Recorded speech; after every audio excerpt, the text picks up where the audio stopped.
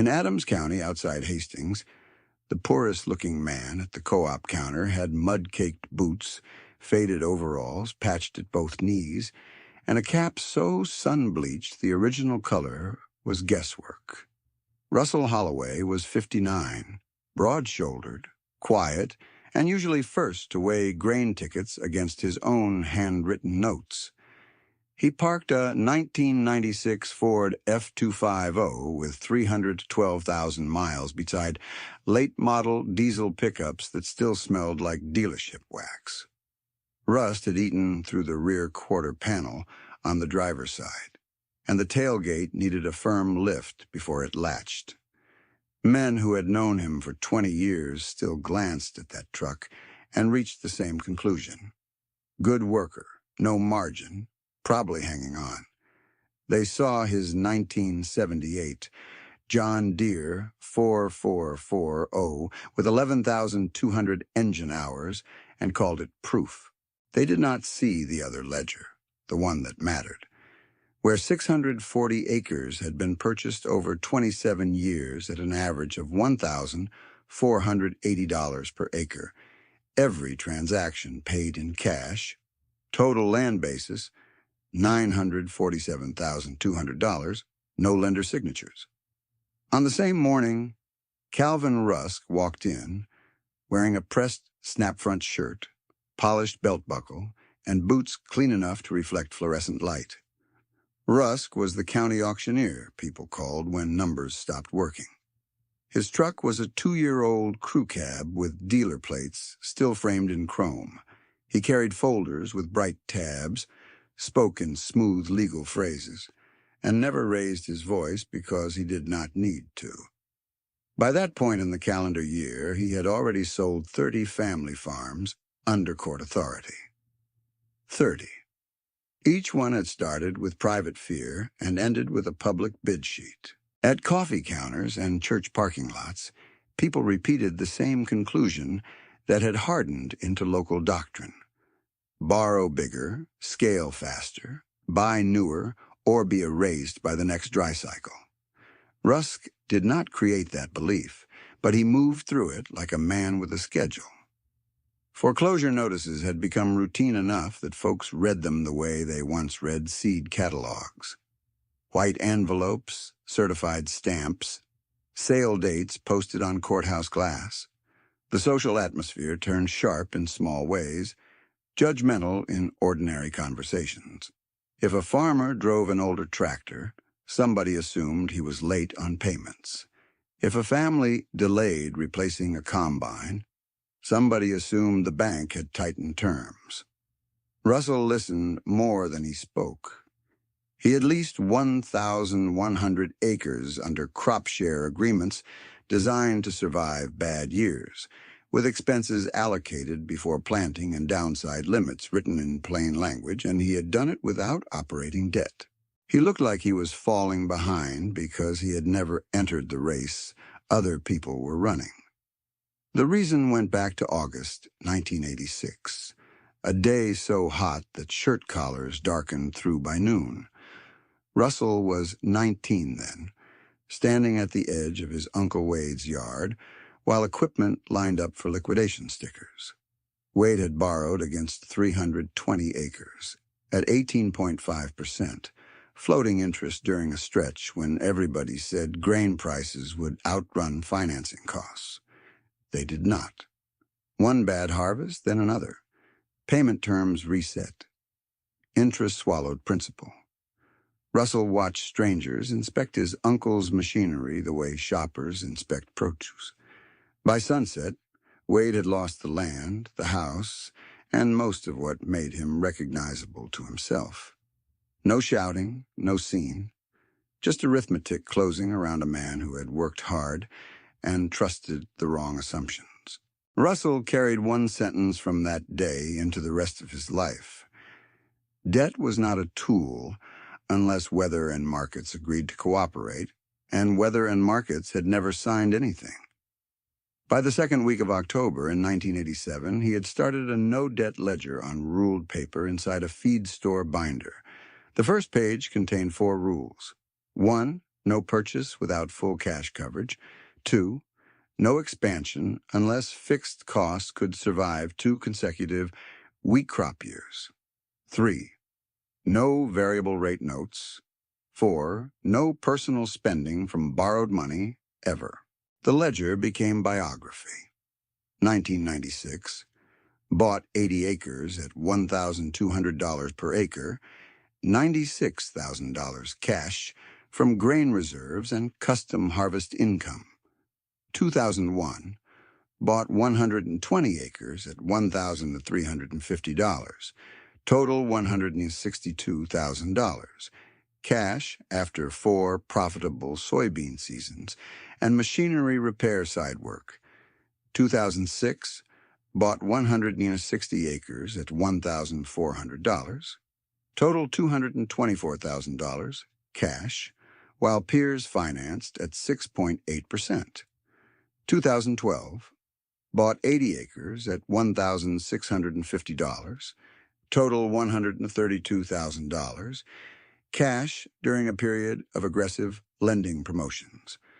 2017, bought 120 acres at $1,700, total $204,000. Cash, same year several neighbors refinanced operating notes. 2023, bought final 80 acres at $1,615, total $129,200.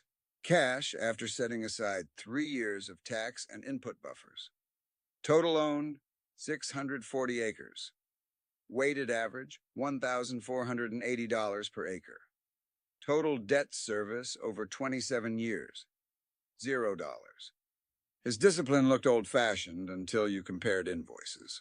When his combine failed transmission and hydraulic stack at the same time, a salesman quoted a $412,000 replacement package financed at 7.1% over 7 years. That loan would have produced monthly payments of about $7,060 and total payout near $593,000 with interest and fees. Russell declined, bought a worn case YH-1680 shell, and rebuilt it himself with $19,400 in parts, plus long evenings in an unheated shop. He replaced bearings, sealed lines, machined a worn coupling, and repainted only the rust-prone panels, not the whole machine. Total cash outlay stayed below 1/4 of a single annual loan obligation on the new model. The combine did not impress anybody at coffee hour, but it cut grain without a payment coupon attached. That difference was his entire framework. He kept household spending just as lean.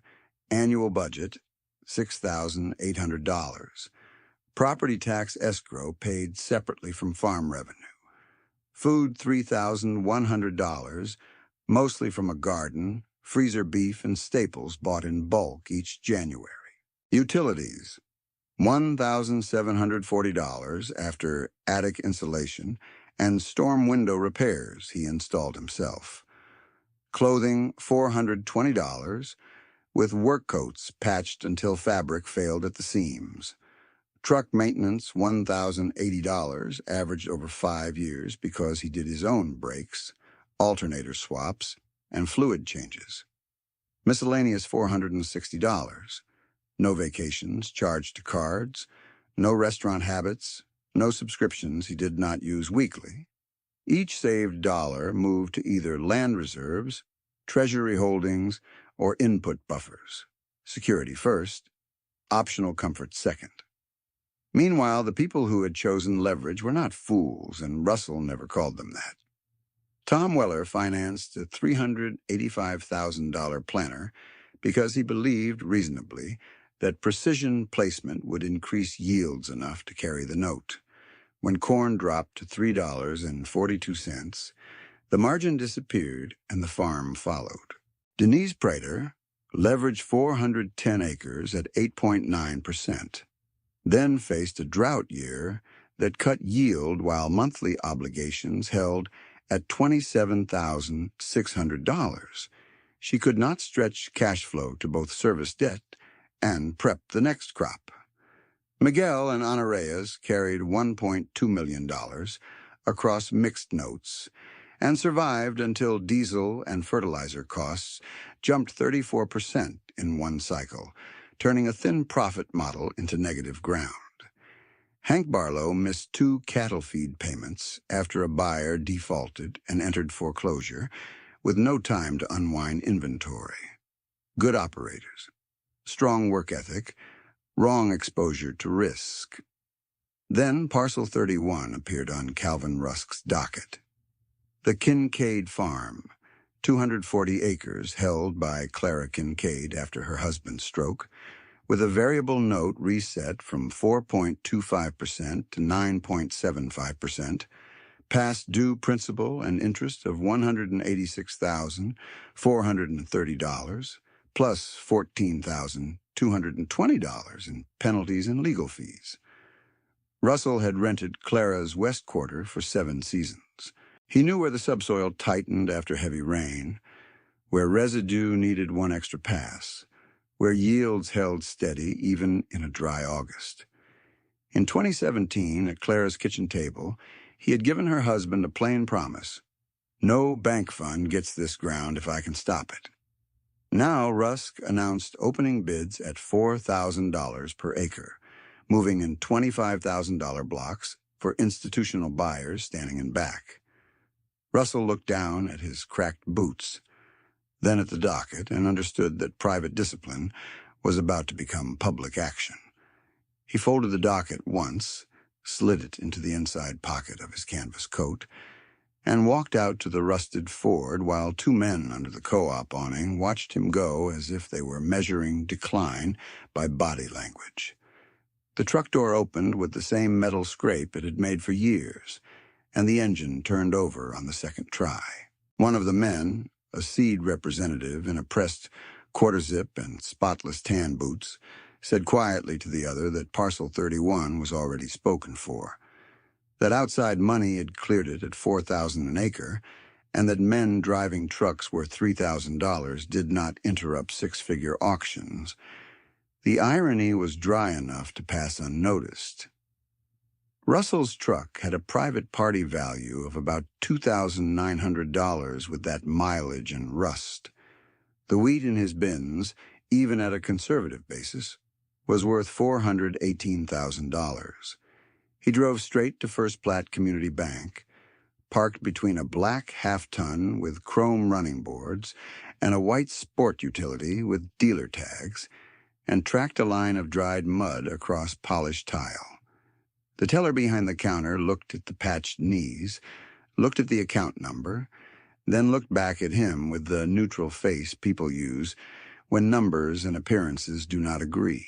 Russell asked for 2 cashier's checks, one for $186,430 and one for $14,220, payable exactly as listed in the foreclosure packet. He also requested certified copies of prior payment histories on the Kincaid note and confirmation of statutory redemption timing under county procedure. The lending officer, Bryce Halden, joined them at the counter in a navy suit and a watch that could have bought a decent used grain truck. Halden spoke in the same careful tone Calvin Rusk used at courthouse sales. You understand those funds will be non-recoverable if filing sequence fails. Russell answered in 6 words. Then we will not file second. Halden paused, then nodded and sent for legal review. Before we go any further, if you want to see whether a patched coat can outlast institutional money, stay with this story and subscribe to the channel, because the Gavel moment only makes sense after you see the arithmetic that carried him there.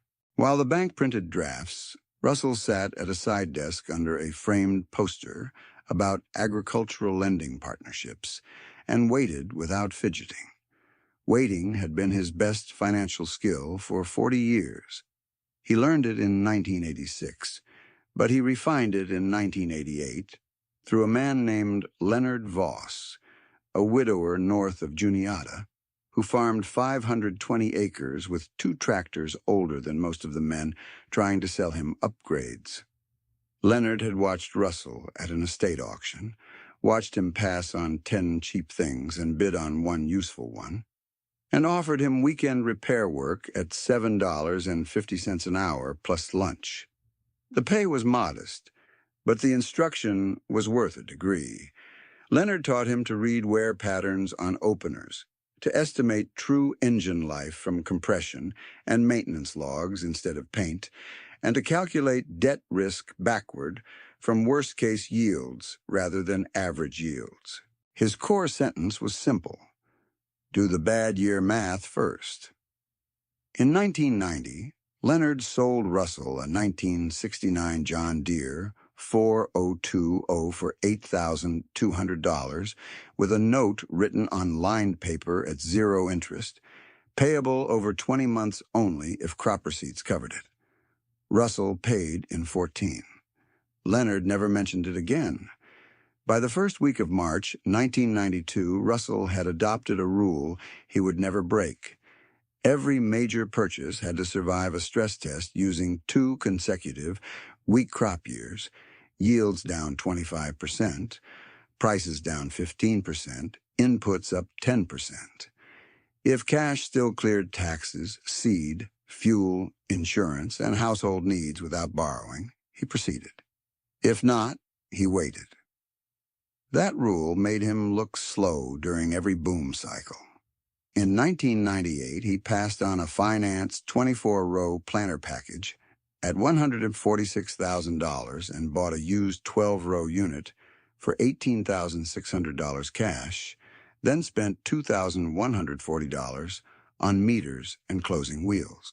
In 2003, he declined a variable operating line at prime plus 2.25% and prepaid fertilizer in tranches, locking average nitrogen cost at $312 per ton before spring spikes pushed neighbors above $400. In 2009, he sold old crop corn in 3 increments at $3.88, $4.12, and the $4.29 instead of gambling on a single peak. The average was $4.96. On 118,000 bushels, the difference between that disciplined average and a panic sale at $3.50 was $70,328 in preserved revenue. Numbers like that did not show on machinery lots. They showed in quiet winters when bills arrived and he had no lender to call. A year-by-year ledger tells the story better than memory ever can. 1996, 80 acres purchased for $96,000 cash. 1999, 40 acres from a retiring neighbor for $52,000 cash after 2 strong soybean years.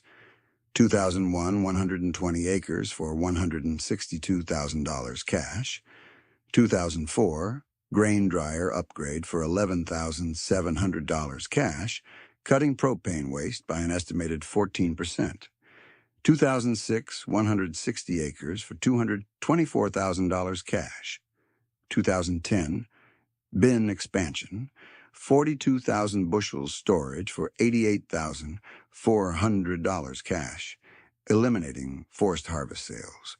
2012, 80 acres for $132,000 cash. 2015, drainage and terrace repair across owned ground, $39,600 cash, raising average corn yield on low spots by 11 bushels per acre over 4 years. 2017, 120 acres for $204,000 cash. 2019, Treasury ladder started at $600,000 for liquidity beyond farm cycles. 2023, final 80 acres for $129,200 cash. Across 27 years, land basis $947,200. Estimated market value by current county comps, $5.12 million. No long-term debt. No variable rate exposure. No forced sale risk triggered by a lender's calendar. None of that meant he was blind to other people's pressure. Tom Weller had modeled his planter purchase on 10-year trendline yields and 4.40 corn, not on a collapse to 3.42.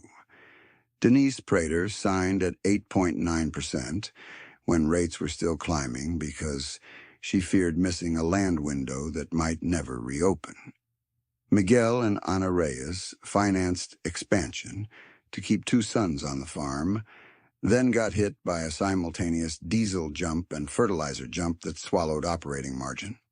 Hank Barlow extended feed terms after a buyer defaulted, expecting a quick receivables recovery that never came. Their errors were ordinary, human, and understandable. The system rewarded optimism during credit expansion, then punished it when volatility returned. Let me stop here and ask you something. If you had one good year, would you buy the bigger machine or lower fixed costs first? Leave your answer in the comments because this entire county was split on that question, and the split decided who remained standing. Russell's early discipline was never dramatic. It was repetitive.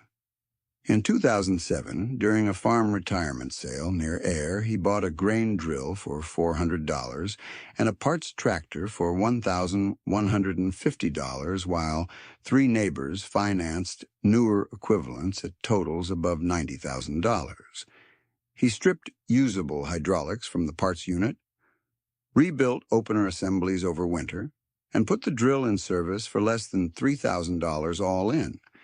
In 2011, he bought a 1980s 772 combine at a bankruptcy auction for $14,800, harvested one season with it, then sold it for $16,200 after replacing belts, chains, and one unloading auger. Net gain, $1,400 plus a season of paid-for harvesting capacity.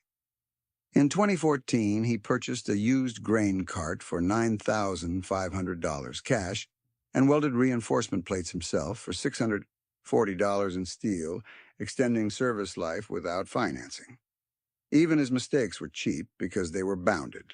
One engine swap went wrong and cost him $3,900 extra in labor and machine work. He absorbed it and moved on. A financed mistake at modern equipment prices would have lingered for years. He treated equipment like a liability to be managed, not a status signal to be displayed. The 1978 John Deere 4440 that people mocked had 11,200 hours because he changed oil at 150-hour intervals, sampled fluids, and replaced small failures before they became large failures. Annual maintenance averaged $4,600 across 5 years. A comparable new tractor payment at current prices and 7.1% financing would have exceeded $38,000 per year before insurance and depreciation. His case, IH-1680 rebuild, remained the county's favorite argument. Dealer package, $412,000 financed, roughly $7,060 monthly. Russell wrote, $19,400 parts, $3,200 outsourced machining, $1,150 in specialty tools, total $23,750. Difference in first-year cash burden alone. More than $60,000 when loan payment, extra insurance, and sales tax were included. That spread purchased fertilizer and seed for a season. It also bought sleep. By late November that same year, his household budget had still not crossed $7,000. He heated with a high-efficiency wood stove in shoulder months, did not replace windows he could reglaze, and ran every personal expense through the same question he used for machinery. Does this reduce future risk or merely advertise present comfort? Food remained near $3,100 through garden produce, freezer beef, and bulk staples. Utilities stayed near $1,740. Clothing held at $420. Truck costs averaged $1,080. He had the cash to live differently. He chose not to because optional spending had an opportunity cost measured in acres retained during down cycles. That was the heart of the appearance versus reality paradox in Adams County. The man in patched overalls had liquidity. Men in polished boots had payment schedules. If you are learning something from this, tap like and share it with one person who thinks debt is the same thing as growth, because what happens next is not luck and not theater. It is procedure. When Bryce Halden returned with the drafts, he carried them in a rigid folder and set them down with both hands, as if weight changed meaning when printed on official paper. Russell verified payee names, amounts, and issue dates line by line, then requested a stamped letter confirming immediate fund availability and a notarized copy of his account balance as of that morning. Halden asked why he needed the balance letter. Russell answered without heat, "Because someone will challenge capacity on record." Halden exhaled once, then said he would have legal prepare it. At 11:42 that morning, Russell walked out of the bank with $200,650 in certified instruments, balance confirmation, and redemption statutes clipped together in order of likely dispute. He set the folder on the passenger seat of the rusted Ford, closed the door, and drove toward Clara Kincaid's place to review parcel maps before filing. The truck rattled at 45 miles per hour. The paperwork did not. Clara Kincaid was waiting at the kitchen table when Russell turned into her lane, the same table where her husband had pressed a thumb against a plat map in 2017, and asked him to keep the West Quarter in rotation, no matter what prices did. The house smelled like coffee and old varnish.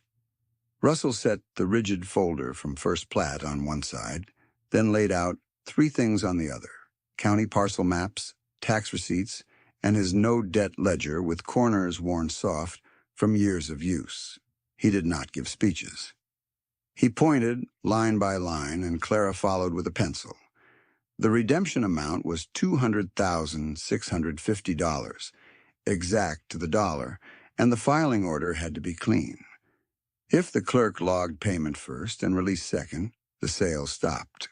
If the sequence reversed, arguments would start before noon on auction day. He opened the ledger to the long view because that was the only way the next step made sense, then ran her through the entries as support for what he was about to file in public. In 1996, after custom cutting and side repair work, he held $112,400 in liquid savings and used $96,000 to buy his first 80 acres. He kept $16,400 as a buffer and never let reserves drop below one season of taxes and inputs. In 1999, he added 40 acres for $52,000 and still ended the year with $21,300 in cash because he sold beans in staged increments instead of one harvest week bid. In 2001, he bought 120 acres for $162,000, no note, and moved machinery repairs from emergency spending to a planned line item averaging $3,800 annually. In 2004, he installed the dryer upgrade for $11,700, then documented propane usage before and after. The reduction averaged 14%, which translated to roughly $4,900 saved over 5 seasons at then-current fuel pricing. In 2006, he purchased 160 acres for $200,000 to $24,000, while nearby farms signed 5- and 7-year equipment notes, then took 2 years rebuilding storage and drainage without borrowing. In 2010, he added 42,000 bushels of bin capacity for $88,400 cash, a number that looked painful once and smart every harvest after, because it removed forced sale discounts that had cost him between 18 and 34 cents per bushel in prior years. He kept his finger on the margin and continued, tying each line back to the folder now sitting between them. In 2012, he had acquired another 80 acres for $132,000 and started tracking his operation in 3 layers instead of 1: land basis, annual operating margin, and off-farm liquidity. That 3rd layer changed everything. In 2015, he spent $39,600 on drainage and terrace repair, then measured lift on weak zones at 11 bushels per acre over 4 years, enough to recover cost and improve downside resilience. In 2017, he purchased 120 acres for $204,000. The same year, he made the kitchen table promise to Clara's husband. In 2019, he moved $600,000 into a treasury ladder maturing in staggered intervals so he could access capital without liquidating grain into bad basis weeks. By 2021, that ladder had grown to $1.02 million through reinvestment and retained farm margin. In 2023, he bought the final 80 acres for $129,200, bringing owned ground to 640 acres with a total basis of $947,200. County comparable sales later marked that ground near $5.12 million. The arithmetic was plain. Appreciation alone created roughly $4.17 million above basis. And that happened while he avoided interest drag that had consumed many neighboring balance sheets. From the same bank packet, he slid out the accountant's consolidated sheet that sat behind the 2 cashiers' checks. Owned land value, $5.12 million. Grain inventory, $418,000 using conservative elevator bids. Treasury holdings, $1.36 million after ladder growth. Cash reserves, $742,000 after carving out tax and input allocations. Machinery and improvements, depreciated and marked realistically, another $238,000. Total assets, about $7.878 million. Long-term liabilities, 0. Short-term obligations due within 12 months. Routine payables already covered in cash flow planning. Adjusted net worth just over $7.4 million after contingencies. Clara listened without interrupting, then asked the only question that mattered. Can you do this and still keep your ground safe? Russell answered with the same tone he used for weather updates. Yes, because this is not borrowed money. On another page, drafted earlier and carried forward into today's plan, he showed her what he had labeled Holloway Ground Trust, beginning with one principle: no rescue built on fresh leverage. The initial capitalization was set at $2 million, carved from treasury maturities and cash reserves, ring-fenced from his operating account so one bad crop year could not contaminate support commitments. He projected annual trust deployment at $300,000 to $450,000, focused on distressed notes where principal could be retired and land released on fixed, transparent terms. Target return was modest by design, 2 to 3% equivalent through rent, because the true objective was continuity, not speculation. He wrote stress assumptions in the margin: corn at $3.40, soybeans at $8.90, diesel up 20%, fertilizer up 15%, 2 weak yield years. If agreements still cleared taxes and maintenance under those conditions, the trust could proceed. If not, it would wait. Clara watched him circle the sentence twice. No variable resets. Ever. He did not leave the numbers abstract. He named the neighbors they both knew and the contracts that had closed around them, using those examples to explain why filing sequence mattered as much as money.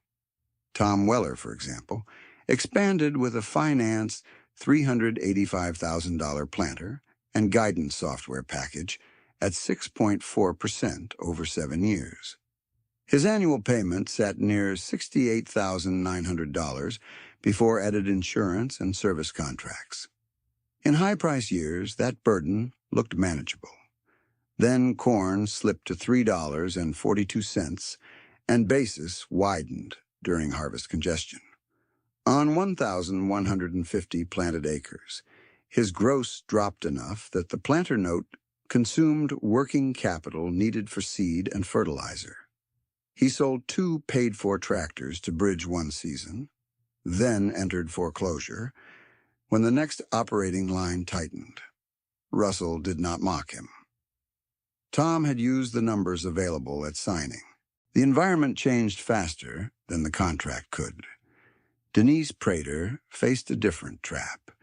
She leveraged 410 acres at 8.9% when land competition intensified, with monthly obligations of about $27,600 across mortgage and equipment terms. Her yields were strong in normal rainfall years, and she ran a tight operation. Then drought clipped production hard enough that revenue fell while fixed payments held perfectly steady. She cut personal spending, delayed non-critical repairs, and negotiated input terms, but a balance sheet cannot shrink principal with determination alone. She sold peripheral equipment first, then acreage segments under pressure, and held on to the homestead ground by restructuring around a smaller enterprise. The loss was arithmetic, not character failure. Miguel and Ana Reyes were caught by stacked volatility. Their mixed notes totaled about $1.2 million, spread across land, machinery, and operating debt. Their model depended on moderate fuel and fertilizer costs and a stable export channel for grain pricing. In one cycle, diesel and fertilizer rose roughly 34% combined, while rate pressure lifted carrying costs and narrowed options for refinancing. They entered bankruptcy protection to stop forced liquidation, then spent 18 months negotiating terms that preserved a path forward but erased most accumulated equity. They did not overspend on lifestyle. They expanded to keep family labor on the farm, which looked responsible until input shocks removed the margin. Hank Barlow's case was tighter and faster.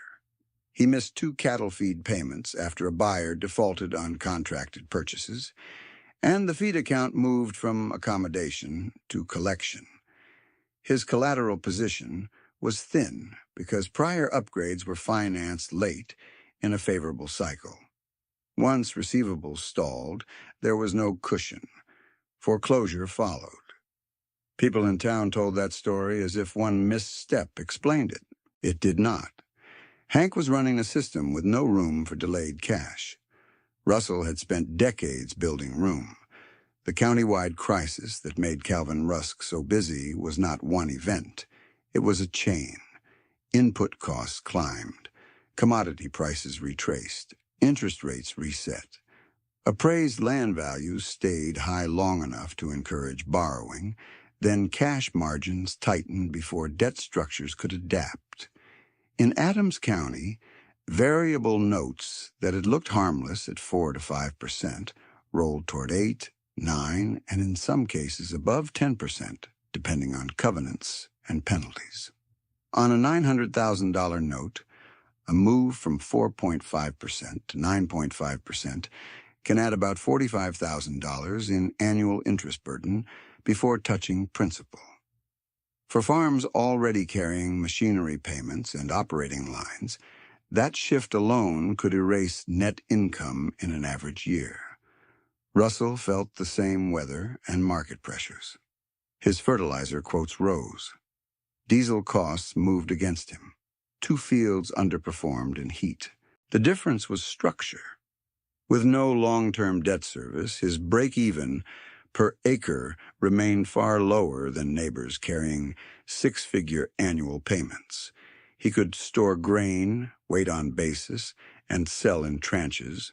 He could prepay selected inputs when discounts justified it, and hold cash when they did not.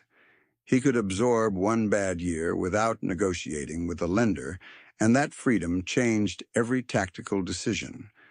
During 1 week cycle, he sold 38,000 bushels in 4 blocks over 6 months, lifting average realized price by 31 cents above local harvest bids. That single discipline added $11,780. It was not dramatic, but it was cumulative, and cumulative was how he survived. The human cost was already visible in courthouse postings and quiet conversations in feed aisles, and Calvin Rusk had sold 30 farms that year because legal files kept arriving.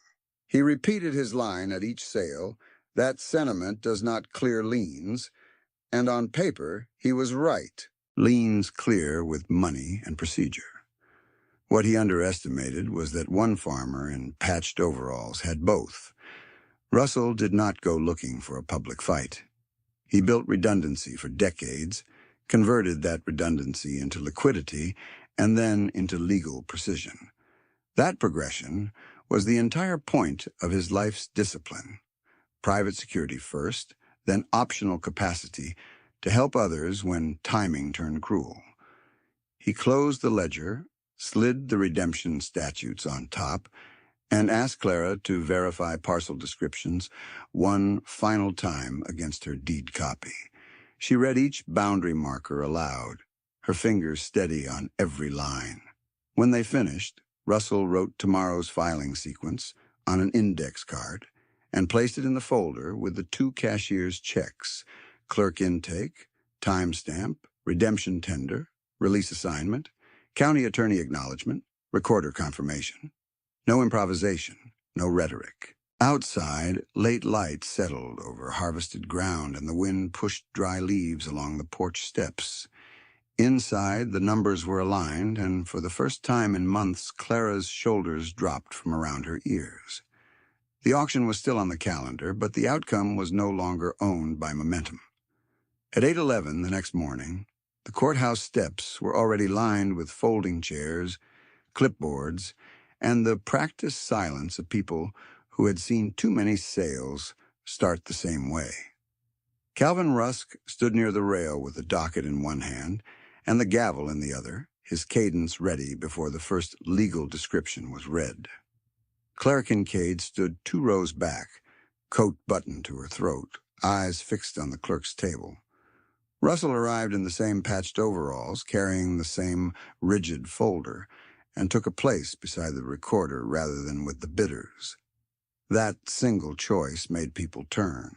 Rusk opened parcel 31 in the formal rhythm everyone in Adams County recognized.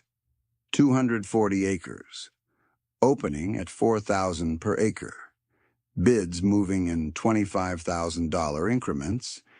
He had just lifted the gavel when Russell stepped forward and placed 2 cashier's checks on the clerk's pad, face up, amounts visible: $186,430 and $14,220. Total tender, $200,650. He added the redemption statute packet, the payoff statement, and the assignment form in one clipped stack. Rusk did not swing. He looked at the county attorney. One institutional bidder in the back raised a hand and objected on timing and capacity, arguing that tender without verified ability beyond the instrument could be challenged if filing sequence had defects. Russell said nothing until the attorney asked him directly whether he had documentary proof of funds and non-borrowed source. Then he handed over the notarized balance letter from First Plat and the accountant's consolidated sheet from the prior afternoon. The attorney read key lines into the record because the room had become restless and needed clarity that did not depend on rumor.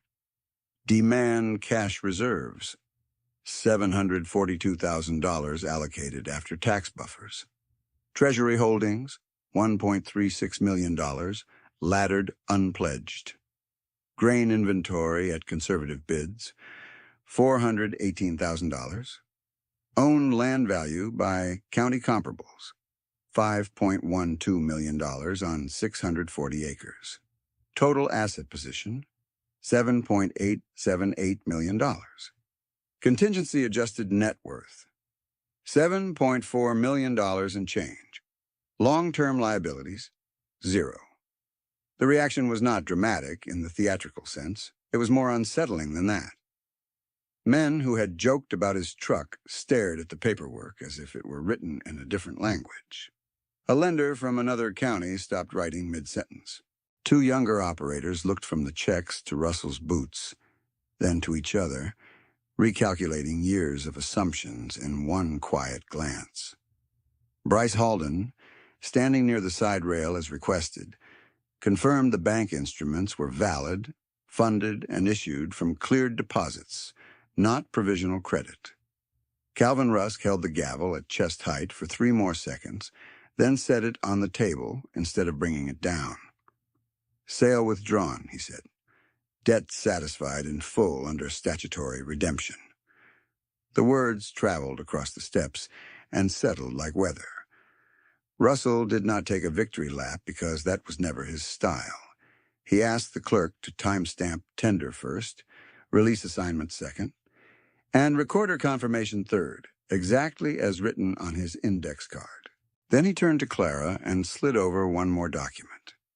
A private note between them, principal $200,650, interest 0%, term 15 years, annual payment $11,147, with automatic 1-year deferral if county yield data, for her fields fell below 130 bushels per acre in a drought year.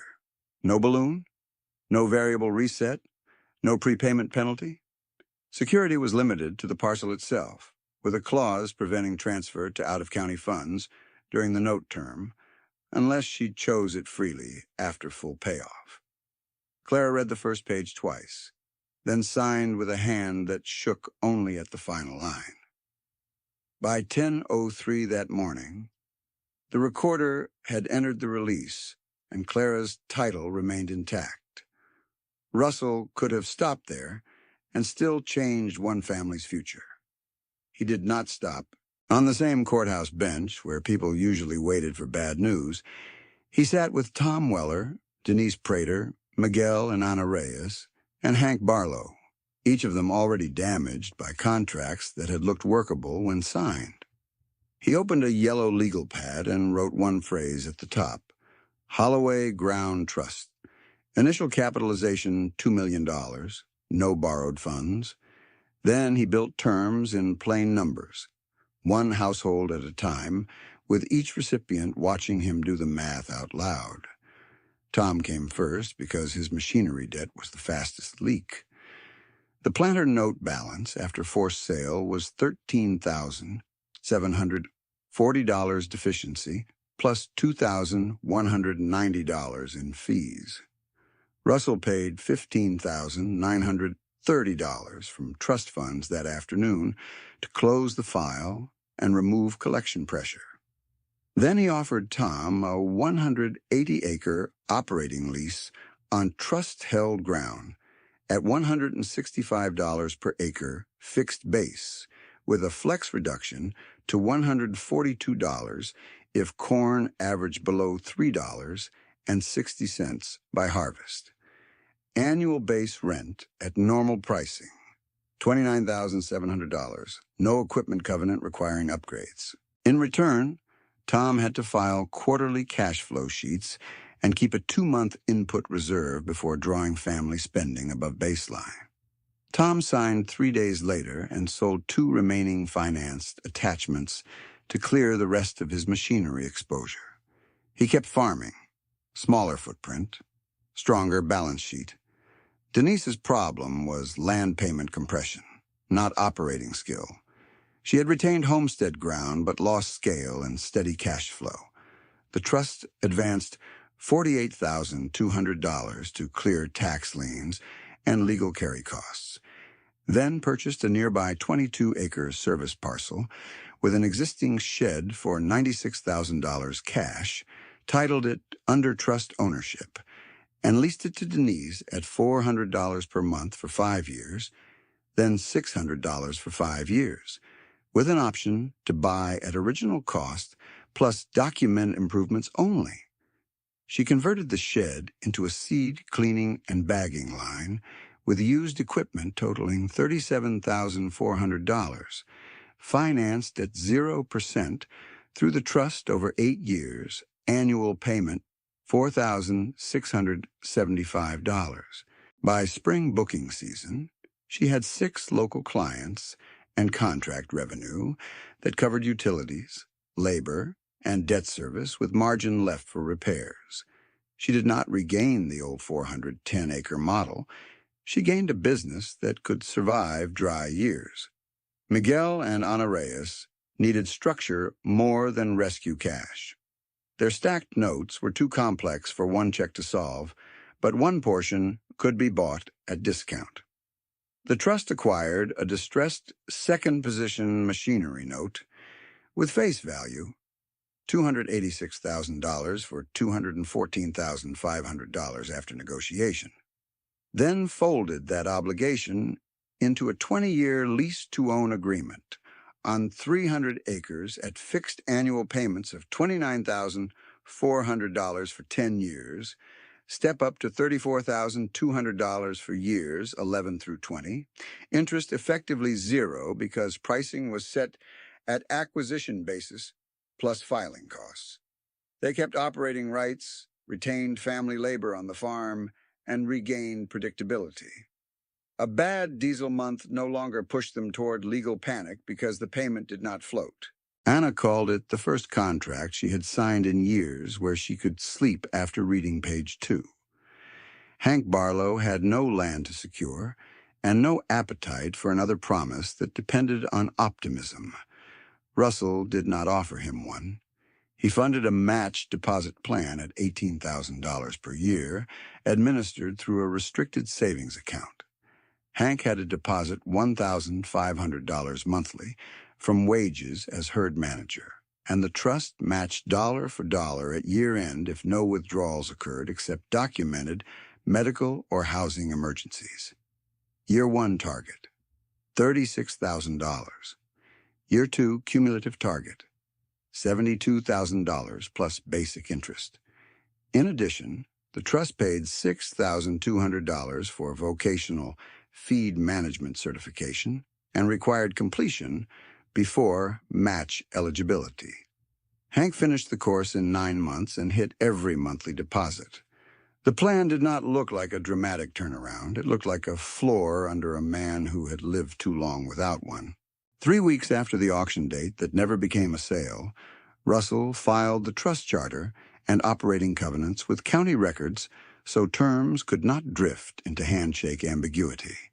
The covenants were narrow and strict: no variable interest, no call provisions triggered by commodity headlines, no cross-default clauses tying one family's bad year to another family's contract.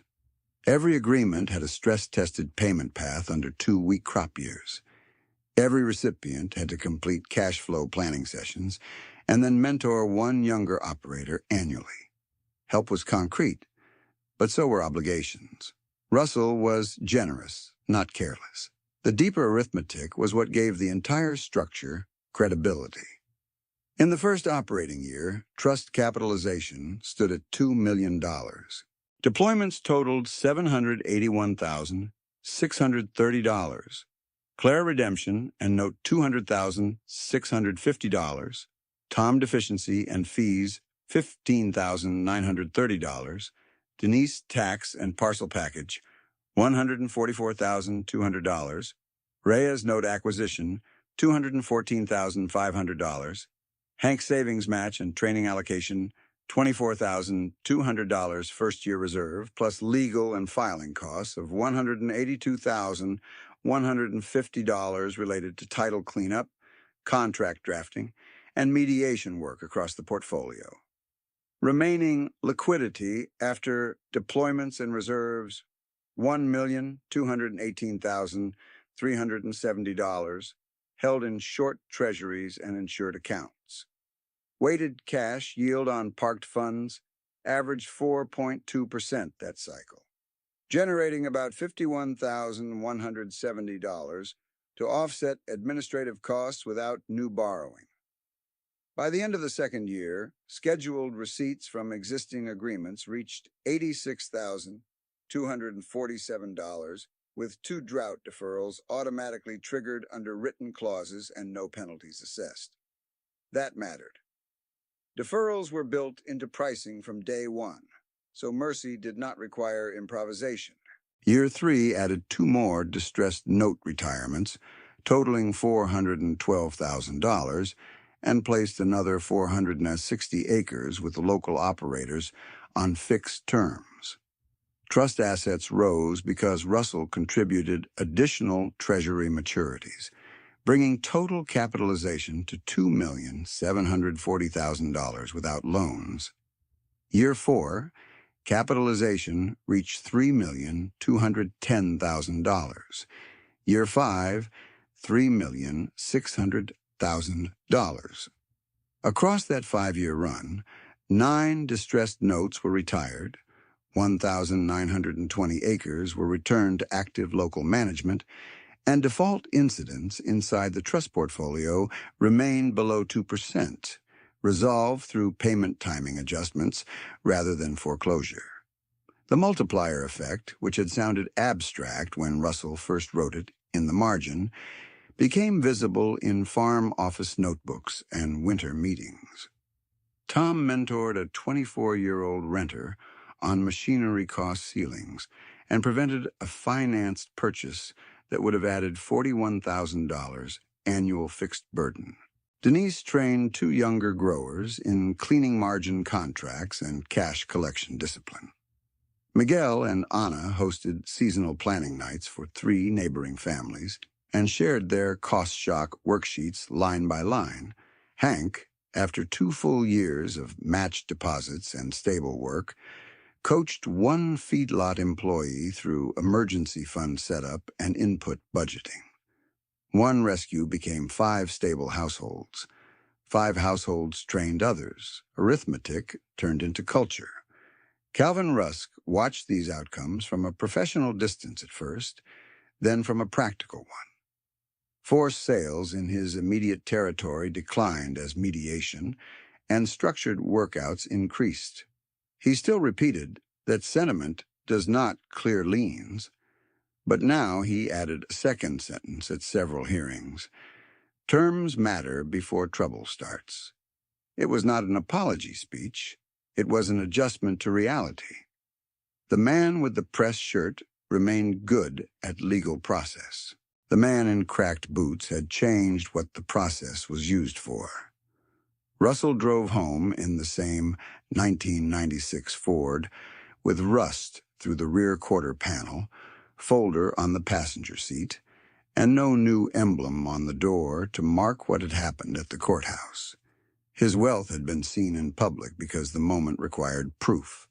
His philosophy was proved in public because neighbors needed terms, not slogans. When he turned off the county road toward his own lane, the truck still rattled at 45 miles per hour. The structure he had built did not. That evening, before he took off his boots, Russell opened the no-debt ledger at his kitchen table and entered 3 new lines in careful block letters: Kincaid, redemption tendered and recorded, trust deployment initiated, mediation files pending. Then he clipped the stamped recorder copy, bank balance letter, and signed 0 interest note into a brown accordion folder, labeled Parcel 31, so the paper trail could never be challenged by memory. He ate soup, checked the overnight forecast, and ran 1 more stress sheet by hand under conservative prices. because relief without verification had ruined too many good operators in that county. 3 days later, Clara Kincaid sat at the same table with her crop insurance agent, and a legal pad Russell had already ruled into columns: acres, expected yield, contracted bushels, variable cost, reserve target, annual note payment. She did not need a motivational speech. She needed a sequence she could repeat. On 240 acres, with 168 acres in corn and 72 in soybeans, her projected gross at prudent pricing came to $287,640, then dropped to $243,900 under downside assumptions. Even in the downside column, after input costs and taxes, there was room for the $11,147 payment and a maintenance reserve. She mailed that first payment 8 months later, on time, with a note that said only, "Ground is still ours." The second year she paid early. By late January, Tom Weller had completed the hard part, no one applauds, asset triage. He sold the last finance toolbar attachment, cleared his remaining unsecured deficiency, and walked into planting season on 180 trust-leased acres with fixed rent he could actually model. At $165 per acre base, he carried $29,700 in annual rent exposure instead of a machinery stack that had once exceeded $68,900 before fuel moved 1 cent. He shifted to a lower cost rotation, cut pass count, and built a 2-month input reserve exactly as required. His first year net was not flashy, $43,200 after household draw and taxes, but it was durable. Year 2 rose to $57,900. Most importantly, it did not depend on borrowed optimism. Denise Prater's trajectory turned on discipline plus specialization. The 22-acre service parcel lease started at $400 monthly, and she treated that low early payment as a runway, not free space. She logged every bagging order, moisture adjustment, and cleaning margin in a spreadsheet her niece helped build, then compared projected and actual cash weekly. In the first full season, gross service revenue reached $126,400, with direct costs of $71,300 and debt service on the zero-interest equipment note at $4,675. She cleared enough to fund repairs, pay herself modestly, and keep the homestead current. By the second spring, she had 11 repeat clients and 1 part-time employee, all while staying on retained family ground she had feared losing. Miguel and Ana Reyes needed predictability more than speed, and the restructured 20-year lease-to-own path gave them exactly that. Their fixed annual obligation of $29,400 for the first decade let them plan fuel, fertilizer, and labor without the monthly shock of variable resets. In year 1, they made all scheduled payments and rebuilt emergency reserves to $18,600. In year 2, they increased reserves to $31,200 and pre-bought a portion of nitrogen when pricing dipped, saving $9,480 versus spot spring quotes. Their sons stayed involved, not because the farm suddenly became easy, but because the contract stopped moving the goalposts. Anna kept saying the same sentence at winter meetings: "Stable terms are a form of oxygen." Hank Barlow treated the match deposit plan like a shift schedule. On the first business day of each month, $1,500 went into the restricted account before any discretionary spending. The trust matched dollar for dollar at year end. By December, Hank had deposited $18,000, received the $18,000 match, and ended with $36,000 plus modest bank interest. In year 2, he repeated it and crossed $72,900 with accumulated interest. He completed feed management certification, moved from general herd labor to lead ration coordination, and negotiated a wage increase tied to feed conversion targets. The plan did not erase what happened to him. It gave him a base from which one missed payment could no longer destroy his life. By the second week of April, the mentoring condition began to multiply results in measurable ways. Tom met monthly with a 24-year-old renter named Eli Moran and walked him through a machinery ceiling worksheet that capped fixed equipment costs at 18% of expected gross, not 30 plus. Eli passed on a finance package that would have cost $41,000 annually and instead spent $11,800 on used upgrades. Denise trained 2 beginning growers on contract language, especially payment terms and moisture deductions that quietly erode margins. Miguel and Anna hosted budgeting nights in their machine shed for 3 neighboring families. Hank coached a younger feedlot employee through building a $6,000 emergency fund. One intervention became a method. If you are still with this story, track what happened next in your own numbers, because the multiplier is where quiet wealth becomes community infrastructure. At the end of Trust Year 3, Russell and his accountant ran a full portfolio review in Hastings with every file open on the table. Capitalization had grown from $2 million to $2,740,000 through added treasury maturities and retained receipts. Distressed notes retired. 6. Acres stabilized under local operators, 1,320. Weighted delinquency inside the trust portfolio, 1.7%, all resolved with documented timing adjustments, 0 foreclosures. Administrative costs were lower than projected because standardized contracts reduced legal revision time. In plain language, the structure worked under stress. By year 5, capitalization reached $3,600,000. 9 distressed notes had been retired, and 1,920 acres were again operated by families who lived within driving distance of those fields.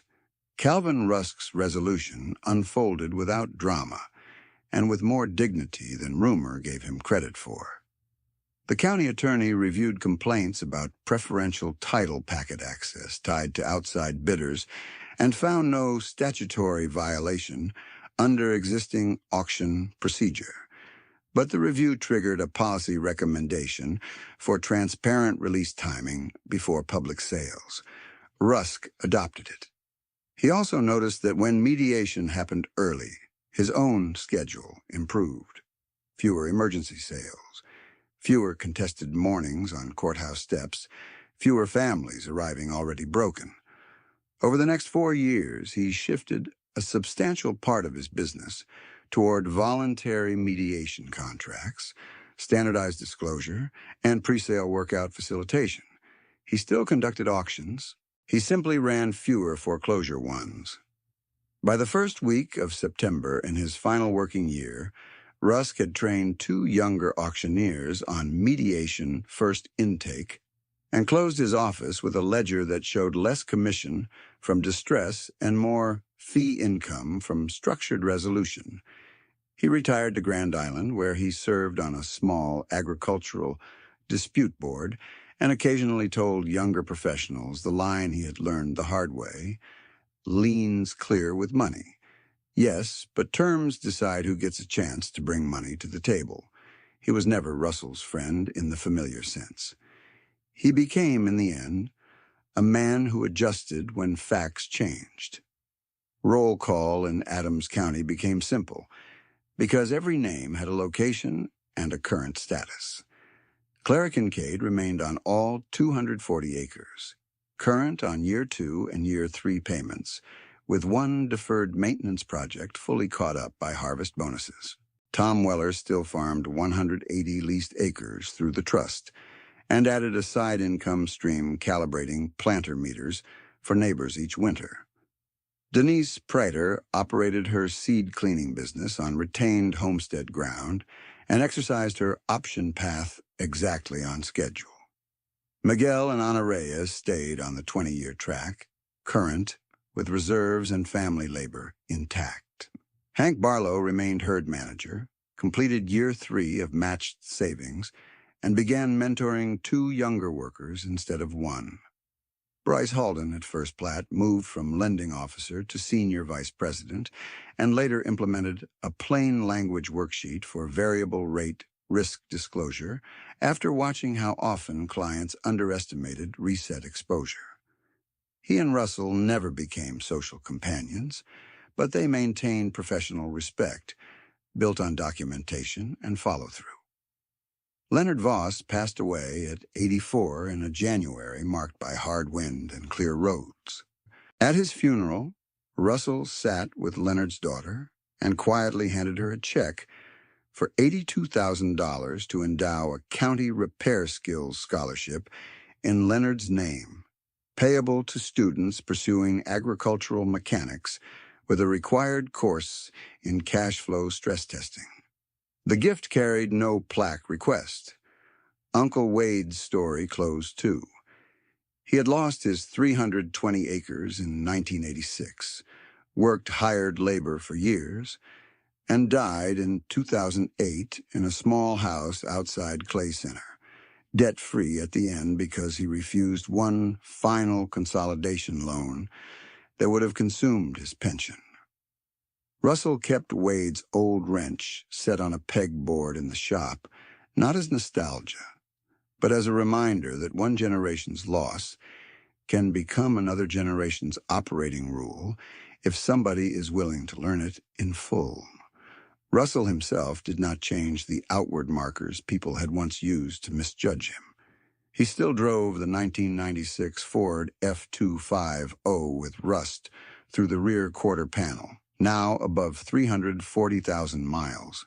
He still ran the 1978 John Deere 4440 with disciplined maintenance intervals and logged each service date in pencil. He still kept household spending lean and separated from farm liquidity. The farm still operated, the trust still operated, the philosophy still operated. Downside first, fixed terms, no variable traps, reserves before expansion, and help tied to accountability so it could endure beyond one generous season. In the final accounting that county residents repeated to one another, the numbers were specific enough to resist myth. A man who looked poor held a net worth above $7 million, deployed $3.6 million into a local trust over 5 years, retired 9 distressed notes, and stabilized 1,920 acres under working families. Clara kept her 240 acres. Tom, Denise, Miguel, and Ana, and Hank all moved from emergency to structure. Calvin Rusk retired after changing how he practiced his trade. No one was rescued by applause. They were rescued by arithmetic, procedure, and contracts written to survive bad years instead of good ones. If you want more stories where appearance and reality do not match, subscribe and stay with this channel. Then leave a comment with one number you now track differently, fixed costs, reserve months, or interest reset exposure, and why. Share this with one person who is about to sign a loan because everyone else says that is what growth looks like. Near Hastings, on a county road at dusk, a rusted truck turned into a gravel lane, and the man driving it looked exactly as modest as he always had. The balance sheet beside him did not need to be seen to be true. In early January of the 3rd payment year, while frost still held the ditch grass white, Russell unlocked the fireproof cabinet beside his kitchen pantry and slid the brown accordion file labeled Parcel 31 onto the table. He checked each item against a handwritten index. Stamped recorder copy present, bank balance letter present, redemption statutes present, signed zero interest note present, serial numbers for both cashier's checks logged and cross-referenced to bank confirmation. At 7:18, he called Bryce Halden and requested one more document, written confirmation that both instruments had cleared final settlement with no reversals. Bryce sent it by secure email before 8 o'clock, then mailed a certified hard copy for trust audit records. Clara arrived at 8:40 with her third annual payment envelope and a shoebox of receipts. She set both down gently, then handed Russell a folded page from her crop planner. "Corn came in at 146 average," she said. "No deferral needed." Russell opened the envelope, counted $11,147 once, wrote a receipt in duplicate, and clipped her copy to the note ledger. Then he asked for her mentoring report because that clause was not symbolic. Clara had worked with a young tenant on 76 rented acres, taught him to price fertilizer by nutrient unit instead of invoice total, and helped him build a reserve line equal to 90 days of operating expenses. Her student had avoided a variable operating line at 10.2% and planted within cash. That was one more farm that did not start the season already behind. By the third week of February, the trust held its annual covenant meeting in the extension room at Hastings, fluorescent lights humming over coffee urns and legal pads. Tom Weller arrived first, carrying his quarterly sheets in a binder with color tabs. He had entered year 4 on the 180 acres with fixed rent and 2-month input reserves intact. Gross revenue that cycle was $312,880. Direct costs were $201,340. Rent was $29,700. Net before taxes and household draw was $81,840. He spoke quietly, one page at a time, then passed forward Eli Moran's worksheet. Eli had kept fixed machinery burden at 16.4% of expected gross, below the 18% ceiling, and carried no variable debt. The loaded glance from the courthouse steps years earlier paid off in plain numbers and a handshake. Denise Prater came in with seed dust still on her cuffs and a stack of client contracts clipped by delivery week.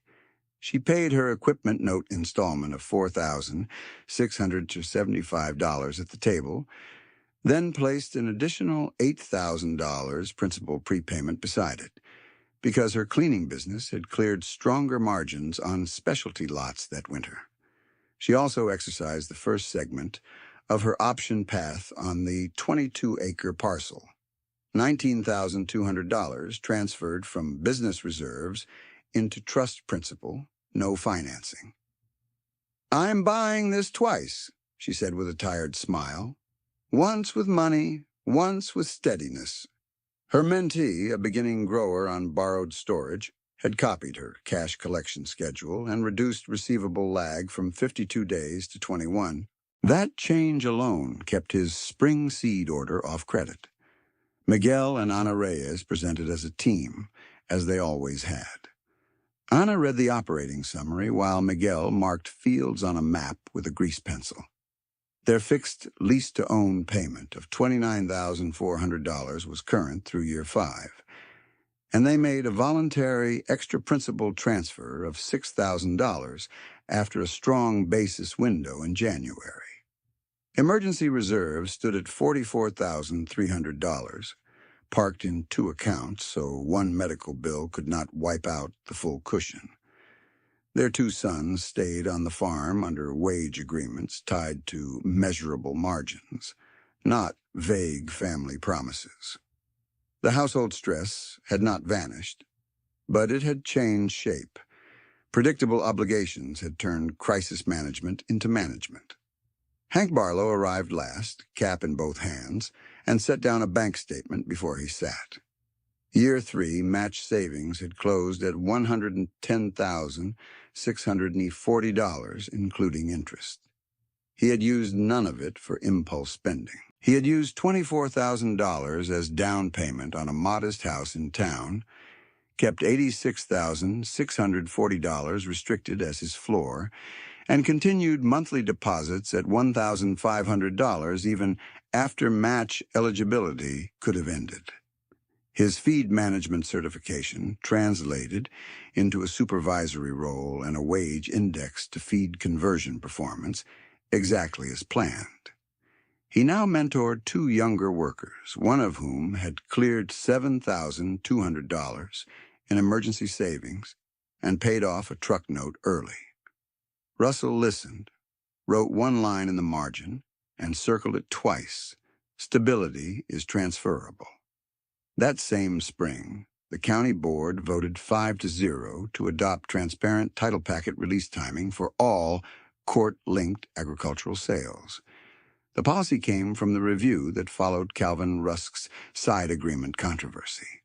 No statute had been broken under old rules, but the new protocol required equal access windows, logged distribution times, and public posting before bid day. The report was filed, implemented, and closed. One external contact that had started as suspicion ended as procedure. Russell clipped that board record into the trust compliance binder beside the Kincaid folder because institutional memory needed paper, not stories. On a windy Thursday in June, Calvin Rusk hosted his final mediation intake before retirement in a small office near Grand Island. He had moved from foreclosure-heavy calendars to voluntary workouts, and the wall behind him showed fewer sale posters and more settlement forms. Russell came in only to deliver a certified letter confirming trust participation in 2 future mediation pools, then stood to leave. Calvin stopped him with a short sentence. "I had those 2 bidders early. You knew it." Russell nodded once. Calvin looked down at his desk, then back up. "You did not beat me with anger. You beat me with sequence." He did not ask for absolution. He signed the intake transfer, stamped it, and handed over copies for county file. When he retired that fall, his last public remarks were technical and precise. More mediated restructures, fewer forced liquidations, lower legal burn, better recovery for lenders and families both. It was as close to an apology as his profession allowed. By harvest of the 6th trust year, capitalization held at $3.6 million with no borrowed base, 9 distressed notes retired, and 1,920 acres back under local operators. Default incidents remained below 2%, resolved through built-in timing clauses rather than seizure. The practical multiplier could be counted now. Clara mentored 3 newer operators. Tom mentored 2. Denise mentored 3. Miguel and Anna mentored 4 households together. Hank mentored 2 workers. 14 mentees in all, 9 still active under documented cash flow plans, 5 recently launched. Those 9 operators collectively managed 2,740 acres with lower fixed cost ratios than county averages and materially lower exposure to variable resets. Quiet discipline had become a local framework. Roll call stayed complete. Clara Kincaid remained on her 240 acres, current, and no longer flinched at certified mail. Tom Weller still farmed 180 trust-leased acres and ran winter planter calibration for cash. Denise Prater operated and expanded her seed cleaning line while buying her site in scheduled pieces. Miguel and Ana Reyes stayed current on their 20-year track, with reserves and family labor intact. Hank Barlow held his herd manager role, preserved his savings floor, and owned a small home free of panic financing. Eli Moran, once the younger man watching from the courthouse back rail, now trained first-year renters on fixed cost ceilings every January at the extension office. Bryce Halden implemented a required reset risk worksheet at first plat for every variable agricultural note, and later testified that disclosure quality reduced delinquency surprises. Leonard Voss remained gone, but the $82,000 scholarship in his name funded 4 agricultural mechanics students, each required to pass a cash flow stress testing module before disbursement. Uncle Wade remained a memory with a wrench set on Russell's shop wall, and the lesson from 1986 remained active, not ceremonial. Russell turned 65 without changing costume or cadence. The 1996 Ford F-250 crossed 351,000 miles and still rattled on washboard roads. The 1978 John Deere 444 reached 11,980 engine hours, then 12,041 by late fall, still maintained at strict intervals. The rebuilt case, 1H1680, kept running, paint thin at the corners, bearings quiet. His household budget remained lean. His land remained paid for. His trust agreements remained fixed, transparent, and auditable. The strange contrast that once looked like contradiction now read like method. Worn denim, old truck, high liquidity, zero long-term debt. At dusk, one October evening, after a trust review and a full day in the field, he parked beside the machine shed and carried 2 binders inside, one labeled Operations, the other Mentorship Compliance. He placed them on the shelf above the fireproof cabinet where Parcel 31 still sat, complete and undisturbed, every document accounted for, every challenge answered by record. Outside, diesel ticked as it cooled. Inside, arithmetic held its shape. Wealth had never been the polished truck in the front row. It was optionality under stress. It was a payment that did not reset when weather failed. It was reserves deep enough to turn a neighbor's deadline into a solvable problem. In Adams County, the man people mistook for broke proved the same thesis year after year without speeches. Appearance is theater, terms are destiny, and discipline is a form of mercy when it is finally shared. On that county road near Hastings, the rusted Ford rolled past fields, still being farmed by families who were supposed to be gone, and the gravel behind it settled slowly back into place.